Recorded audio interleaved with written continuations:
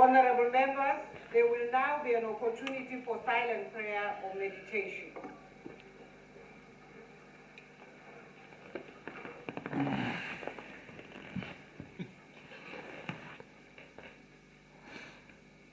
Please be seated.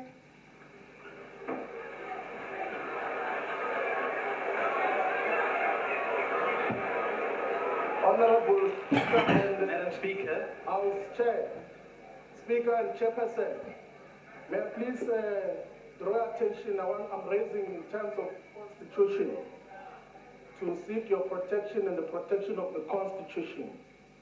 So both Section 58 and 71 of the Constitution say that as members of Parliament and delegates of the National Council of Provinces, we have got privileges, and that we are not subject, we cannot be arrested, and we cannot be charged criminal. But we've got it on good authority that 21 members of the SAPS have joined the Parliamentary Protection Services today with the intention of arresting members of the EFF.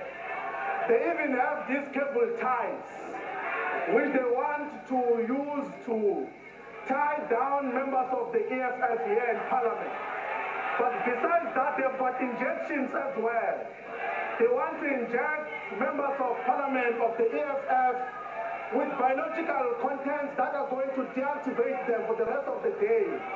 So we're standing up, Chair and House Chair and the Speaker, to seek protection that in the proceedings of this House today, we're not going to be subjected to harassment that will be in contravention of both Section 58 and 71 of the Constitution of South Africa.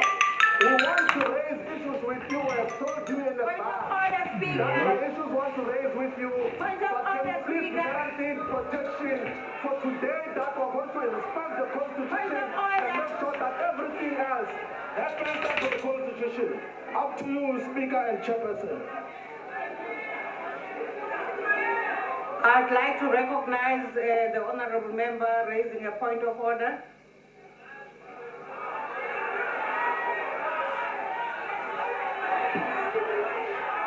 Thank you, Speaker. Speaker, this is a joint, according to the joint sitting of this House, joint House of this House on Chapter 2. This is a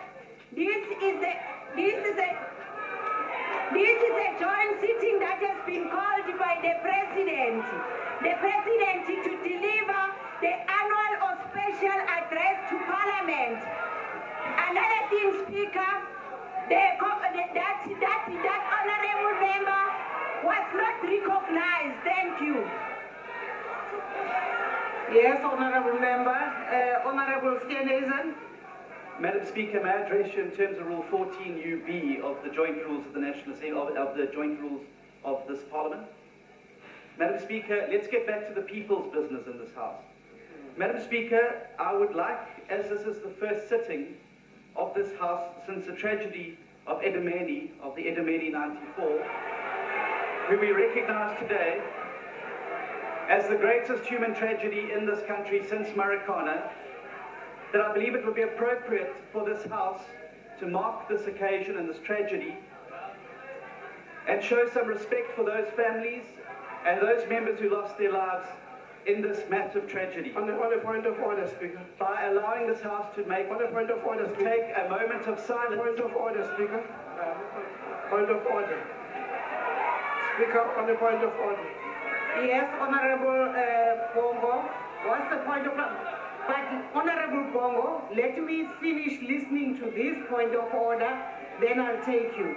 Okay. Go on, Honorable Skenezen. The request is that we believe it would be appropriate for this House to recognize this tragedy and suffering, to mark it with a moment of silence, and to reflect that, on the fact that it must never happen in South Africa again. I believe it would be appropriate, and I'm requesting you, Madam Speaker, to allow us this opportunity to do so. Honorable Bongo, what is the point of order you want to raise? Thank you, Honorable Speaker. Honorable Speaker, this this is a joint sitting convened by the President in terms of rule number 42.1.5 of the Constitution, read with the joint rules, chapter 2, 17A, which simply means that the President may convene such a sitting in terms of the rules and the Constitution to address the sitting on a special business, which is the State of the Nation address. So in terms of this sitting convened by the President, there is no provision whatsoever that we may have to take any other item except the item that the President has called us here for in terms of the Constitution. Honorable members, I have taken your points of order, although it is quite unusual on this occasion for us to raise points the way we have, because we all know that according to this House's rules and the Constitution, the occasion of a joint sitting for purposes of receiving the President's State of the Nation address is a very specific and special one. On the issue raised by Honorable Steenhuisen, I want to say, Honorable Steenhuisen, I agree with you, but would like to suggest that we hold on that point until we start the debate next week.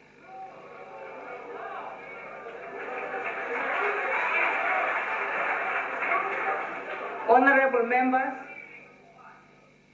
the President has called this joint sitting. Madam Speaker.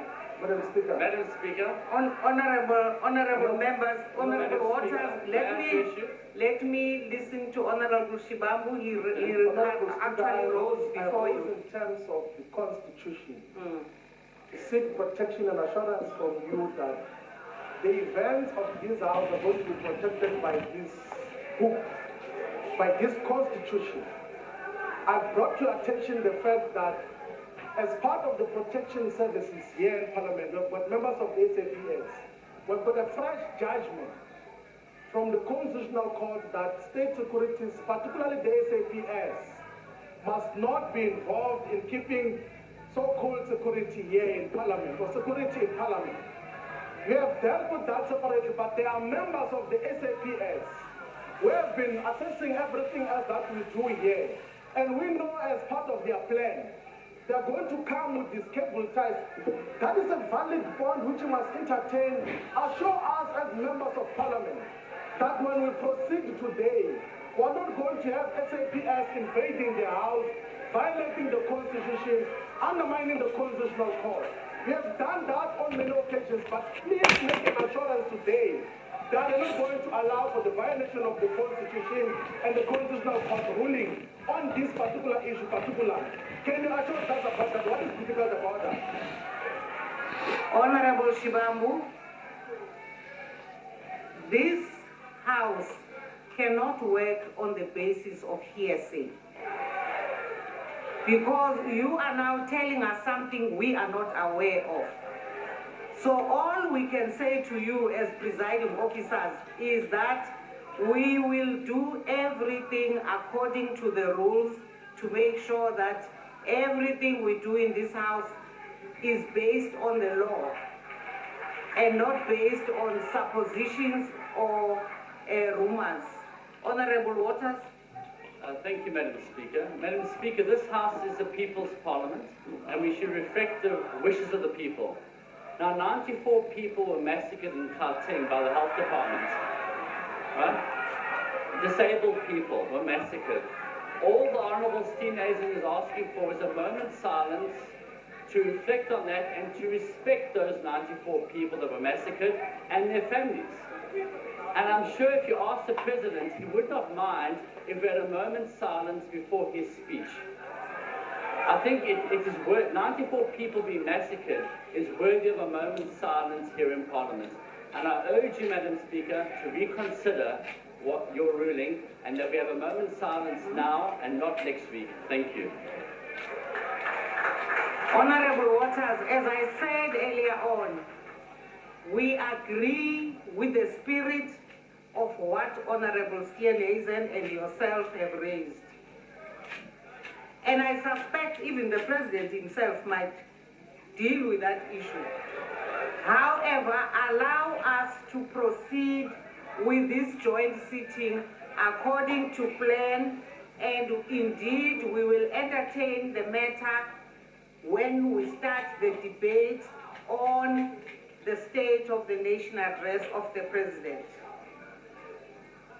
Madam Speaker. Honorable Steenhuisen, Madam Speaker, I would just like to say to you that this is the opening of the State of the Nation. This is the appropriate time to mark the tragic loss of life. You can't put a marking of tragic loss of life on hold for a week. It looks completely cheap and makes a mockery of the loss of life here. I'm sure the President won't mind if we take 30 seconds to a minute and express this House's solidarity and condolence with those who lost their lives in this tragedy that was in fact a government error. And I think it would be appropriate of this House to mark that occasion. Don't put it on hold, please. It's Honorable Steenhuisen, we appreciate your views and we would like to be allowed to proceed with conducting the business.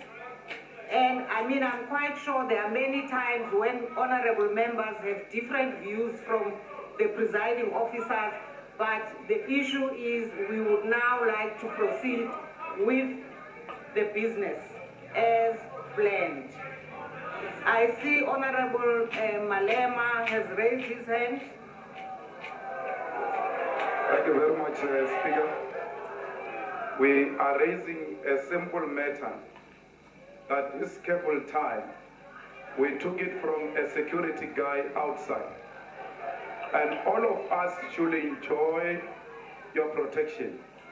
So a caring speaker who's concerned about all members of parliament and their safety would have immediately sanctioned that some brief investigation be made on the cable tie. And the second thing is that there are 21 policemen, subs, in white shirts. They came in here through police vehicles. The Constitutional Court has made clear pronouncements with regard to that.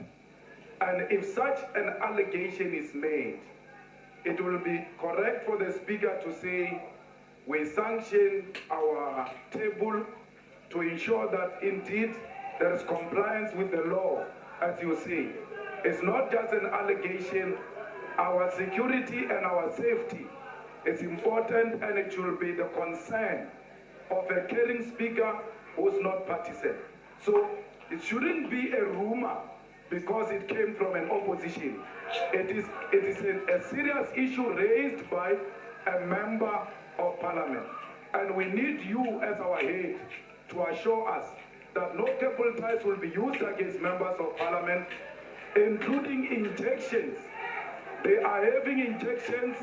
If there is a possibility of pushing people out here, people are going to be injected with biological weapons here, which are brought by these security people here. So please reassure us that we are indeed safe in this parliament. We'll raise our concerns and our issues without any fear or favor from the security apparatus. Thank you. Honorable Malema, I have already ruled on that matter. I have already ruled on that matter, and I now intend to proceed. Speaker, may I address you, please? Honorable Waters.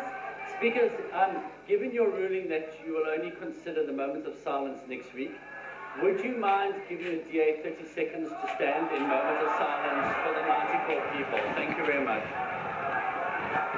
Honorable members of the DA, I have not given you your chance to observe a minute of silence, which you will observe along with all other honorable members. And therefore, your standing is your business. It is not according to the ruling of the chair.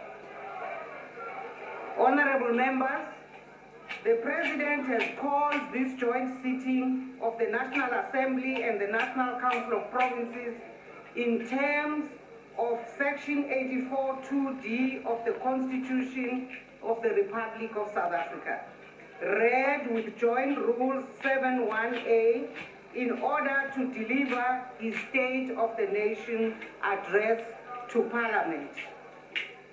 I now call on the Honorable the President to address the joint sitting.